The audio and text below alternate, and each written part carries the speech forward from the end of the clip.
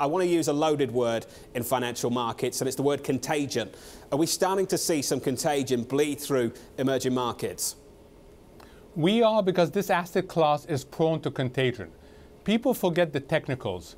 Jonathan, this is an asset class where crossover money overwhelms the dedicated money. And when crossover money decides to exit, which is what's happening these days, then most countries are impacted. And this is a pure technical exogenous influence that you see occasionally in EM. It causes overshoots on the way up and overshoots on the way down. Are the fundamentals still okay, though? We've talked about the clash between technicals and fundamentals. Are the fundamentals okay? The fundamentals are mostly okay, but you can't trade just on fundamentals. You've got to also trade on technicals. And the major question facing the investors today is, where is the circuit breaker? What interrupts the bad technicals? And for some, the hope is yesterday's announcements of a very large IMF package for Argentina, 50 billion. That's a large amount. The hope is that that acts as a circuit breaker. But we've got to see the price action. I suspect there's quite a bit of trapped money still in the trade, Jonathan. The other hope as well, Mohamed, is that the Federal Reserve somehow steps in. I thought it was really interesting that Urjit Patel, the RBI governor, wrote in an op-ed in the Financial Times this week. He said the following, Mohamed, and I'm sure you've read it. Given the rapid rise in the size of the US deficit, the Fed must respond by slowing plans to shrink its balance sheet. If it does not, Treasuries will absorb such a large share of dollar liquidity that a crisis in the rest of the dollar bond markets is inevitable. Mohamed, it's very, very interesting to see a sitting governor of an emerging market central bank write publicly that there is a risk of a crisis. Does the Fed have a role to play here, and why so much attention now on the Fed's balance sheet?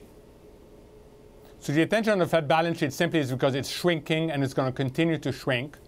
And that's happening at the same time as the deficit is getting larger. Typically, there are two countries, two emerging economies that usually speak out, India and Brazil, and you're hearing from India. And they're basically telling you that the global liquidity tide is going out, and when that happens, it accentuates individual countries' vulnerabilities. So they're just warning, it is not going to change the Fed's behavior. The Fed is guided mostly by US factors, and it would take a massive global crisis to change the Fed's behavior. So I understand what they're saying, and it's consistent with what they've been saying before, but it's not going to change the Fed reaction function. It's going to depend on their own self-insurance. And that's where different emerging economies are going to be differentiated in the period ahead. And this is why, Mohamed, as you've pointed out so many times, policy error is so important. I think the Fed might look at this situation and say, why should we clean up your mess? There's quite clearly been some policy errors in Turkey, Argentina and Brazil over the last couple of months. Will that be something the Fed asks as well? And just how much room for error is there now in emerging markets, considering the policy consequences from those errors we've seen over the last month or so, Mohamed? There's a lot less room for policy error, and it's really tricky. I would hate to be the central banker in Brazil today, because on the one hand, you want to intervene, you want to put in liquidity. On the other hand, you may end up in a catch-22 situation that the more liquidity you put in, the more people exit. This is a very hard policy situation. You've got to be able to judge and touch the technicals of your markets. You've got to understand the investor base. So the scope for policy error, unfortunately, is considerable. And my great hope is that these countries will be able to navigate. All they need to do is get through this technical dislocation and then rely on their fundamentals. In the meantime, though, Mohamed, the tightening is getting real. Real rates in Turkey now incredibly positive in a way that they haven't been for a long, long time.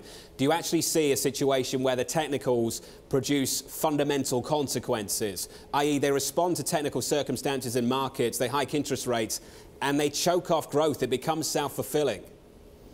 Yeah, it's the tail that wags the dog, and that's always the risk in emerging markets. So you've got to ask yourself three main questions. One, how strong are domestic growth dynamics? Will they be able to navigate higher rates? Two, who's on the wrong side of the trade in terms of local currency? Just look at the move in Brazilian rates yesterday. Enormous. And three, who's got big currency mismatches? Those are the three main issues you've got to focus on, and that's going to differentiate. So remember, it's key to differentiate countries and different parts of the capital structure. The external debt offers value today in quite a few countries. The local debt is going to be much more volatile. Mohamed, just to wrap things up with a final question. I caught up with a friend of ours earlier this morning, Steve Major of HSBC, and Steve said that maybe people are misunderstanding what's happening in financial conditions, that we look at some of these indices and things still look easy, but he identifies pockets of stress as actually an example that global financial conditions are tightening, and they're tightening severely. What are your thoughts on that argument, Mohamed? I think he's correct. Global financial conditions are tightening. It depends where you are. In the US, they're tightening a lot less than they are in the vulnerable emerging markets.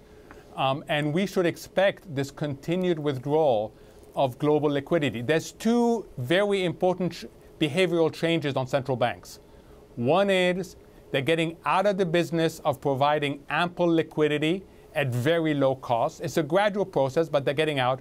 Two, they're getting out of the business of repressing financial volatility through verbal intervention. We've heard very little from the Fed during the February market disruptions, and we've heard very little from the ECB during the Italian disruption. So there is a change in financial conditions, and where you are in the world matters a great deal.